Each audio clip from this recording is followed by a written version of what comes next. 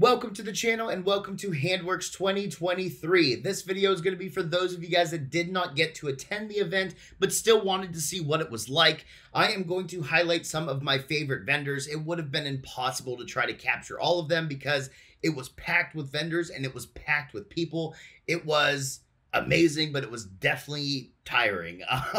I needed a couple days to recover. That's why this video is a little bit late. So this right here is the main barn. As you can see, we had to wait outside. This is where Roy Underhill was signing posters. You could get your t-shirts. Lee Nielsen was here. Veritas was here. A lot more. Let me backtrack for a second because one of my favorite parts about this entire trip was getting to meet a lot of the guys that I have spoken to over Facebook, over YouTube for months and never got to meet in person. I also have to give a shout out to all of you guys that stopped by and said hi. You recognized me from the channel. That was my favorite part of this entire experience because you guys are the reason that I do this. There is one guy that I want to highlight. His name is Rick. That's him right here. He gave me like a grand tour of Handworks. He took me around and introduced me to people, and I am truly grateful for that because that also made the experience amazing. Now, the first place we had to start is the Veritas booth because, as you guys know, I am a Veritas tool nerd, so I needed to highlight them here for a little bit. I also got to meet Robin Lee, which I tried not to fanboy too much, but I'm pretty sure he could tell that I was geeking out just being able to meet him. The next stop was Sauer and Steiner Toolworks. If I pronounce it wrong, I'm sorry. He makes some of the most beautiful infill planes that I have ever seen. I mean, check out this shaving. I wish I could get you guys the sound for this, but I mean, it was so loud in there, there would have been no way to hear it, but I hope to one day own one of these planes. Hamilton Toolworks is next, and I have seen these guys online, and I've been wanting one of their marking gauges, so I was really excited to see them in person, and I have decided I am going to reach out to them and work on getting a Bacote marking gauge because they're just gorgeous. My YouTube noob side is rearing its ugly head again because those were the only vendors that I recorded in the main barn. It was very crowded, so I was like, panicked that there were so many people around. I did go live for the Veritas Tool Nerds Facebook group and the Fans of Lee Nielsen Facebook group, so you can see their booths in a little bit more detail there. Here are the outside tents, and I got quite a few vendors, so here we go. Claire was there, and she makes some beautiful trebuchets. Now, I am not a chair maker. I have zero interest in chair making because I don't know. But this tool was really cool, and I don't think I've ever seen one before, and she does a phenomenal job. She also works with the Chairmaker's Toolbox, so check them out. Now, up next, we have some blacksmithing, and I am not a blacksmith by any means. I've never even tried it, but it is beautiful. I admire blacksmiths like crazy because I mean, I just can't imagine swinging a hammer for that long. And it's just great. So I loved seeing all of their craftsmanship. Of course, Mortise and Tenon was there and had their magazines. I think most of the time people were just like slamming them with questions. So shout out to those guys. Axe and Anvil was there, and I couldn't get close to the table because the guy in the white shirt kept paralleling me. Every time I would walk, he would walk right alongside me. I don't know who he was, but there you go. This is Red Rose Productions. They make some floats that my friends love. They're for plane making. I think people use them to clean tenons too, but I've never used one. Here's some of their floats there. They also make chisels, and they have a 1/10 chisel. If you're looking for one, I think they're for order or something. This next vendor made some gorgeous planes. I mean, these were like, to me, they were like futuristic infills, and I loved them. I do have to mention right now that most of the stuff at Handworks was way, and I mean like way out of my budget. I'm talking some of these tools were like my mortgage payment. So just keep that in mind if you are going to go to Handworks. This guy also made some slicks, and I thought that was really neat because I've never seen somebody make a slick. This is the Blue Spruce Toolworks booth. I wasn't able to get close to the booth at all until day 2. Day 1 was my recording day. Day 2 was shopping day. So I didn't get really good shots of their booth because it was just jam-packed all of the time. But they did come out with a line of saws with the help from Jared Green. I think some of you guys know his name. So keep an eye out for those on their website. I think they're on sale. I did get one of their chisel planes, so I will have a video coming up about that. Here is Hillview Tool and Metal, and they make some of the most beautiful squares that I've ever seen. I did talk to the owner and the creator, and I'm going to work on getting one of those squares in Bacote, because if you don't know me, I'm a fan of Bacote. Now here is HNT Gordon. They make some gorgeous hand planes and some gorgeous vices. They are just way out of my league. I did get to see some guys use them, and some of my friends bought them, and they are beautiful planes, and they work phenomenally. They're just, again, out of my range, but they might not be out of yours, so check them out if you like wooden planes. This next vendor is a personal friend of mine, and I have to give him a huge shout out here because I am so proud of the work that he is doing. He's only been making tools for, I think it's only been a year now, and he's been in Popular Woodworking magazine, Fine Woodworking. He has been on podcasts.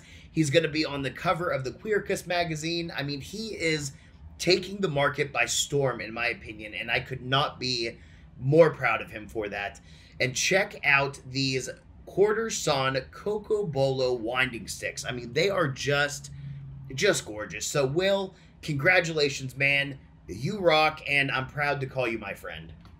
I had to take a quick break and say hi to my buddy Eli with Spider Eye Forge. Then it was time to head to the other barn. I just wanted to show you guys just how packed it was. The next day was the same, if not busier, so just prepare yourself to be surrounded by people.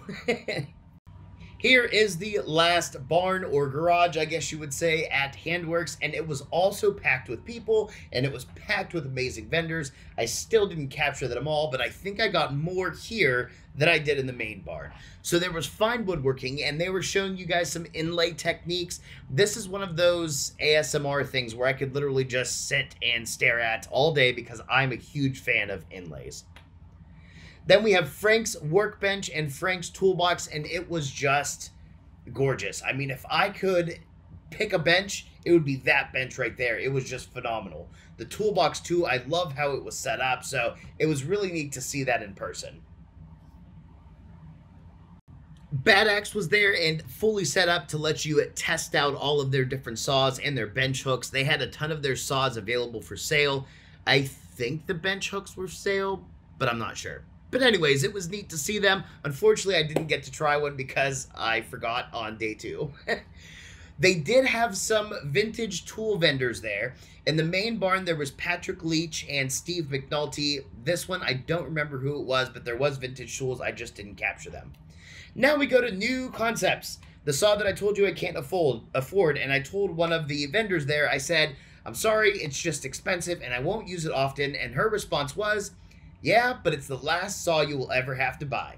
So, here we go. Alright, so I told you guys that I wasn't going to get one of these, but I got to try one. I met Brian, and... Yes, and now his money is ours. Thank you. So there we go. New concepts, took my money, and I am very happy about it. Again, I will be doing a review on that saw so you can check it out, but it was awesome to use, and she was right. It will be the last saw that I have to buy, and I was tired of my jeweler's one breaking. Now, these planes are really ergonomic and really different, and I like them a lot, and I feel like they would fit well in my hand. I need to get better at the tap before I consider diving into buying a plane like this. Now, I can't remember the name of this craftsman, so if you do, please shout it out in the comments down below so I can pin it for others. Then, of course, we had to take a lunch break, and we had the whole crew hanging out. Again, my favorite part. Then, we got to meet Rex Kruger and Wood by Wright, James Wright, because they had a little meet and greet in the back of the restaurant where they did like a raffle giveaway. So here's a clip. So, ladies and gentlemen, we are going to raffle off 4 things today. It was supposed to be like 2, and then a lot of you showed up. So James and I were like, quick, come up with more stuff.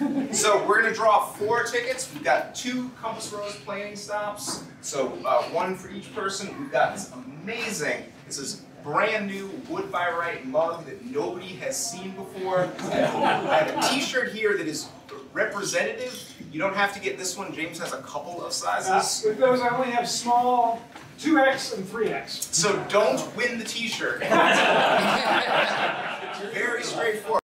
It was great getting to meet both of them because those are two of the YouTubers that I watched when I was starting out in woodworking, and I kind of look at it as they helped me get to where I'm at now. So it was great meeting them, and I tried not to fanboy too much.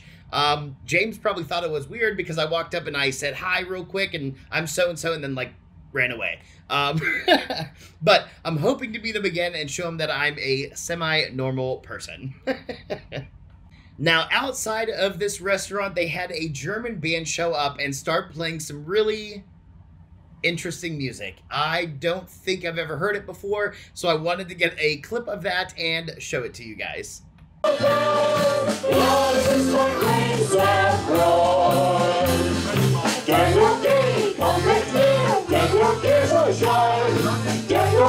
And that's enough of that. So we are going to go into the outro here, and I just, again, have to give a shout out to all of the people that I met. Don't get me wrong, I loved seeing the tools. I loved trying out all these different tools and seeing all these different vendors, but the people that I met made this trip, hands down, one of the best.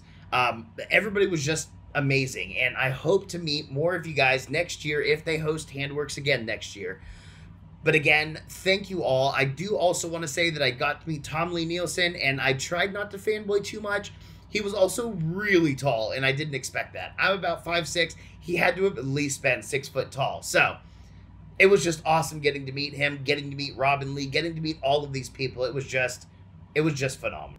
So I hope you guys enjoyed this video. If you have any questions, any comments, anything like that, let us know down below. If you attended the event and you found like a favorite vendor or you bought some really cool tools or anything like that, also let us know down below because I'm interested in seeing that. All right, guys, have a good one.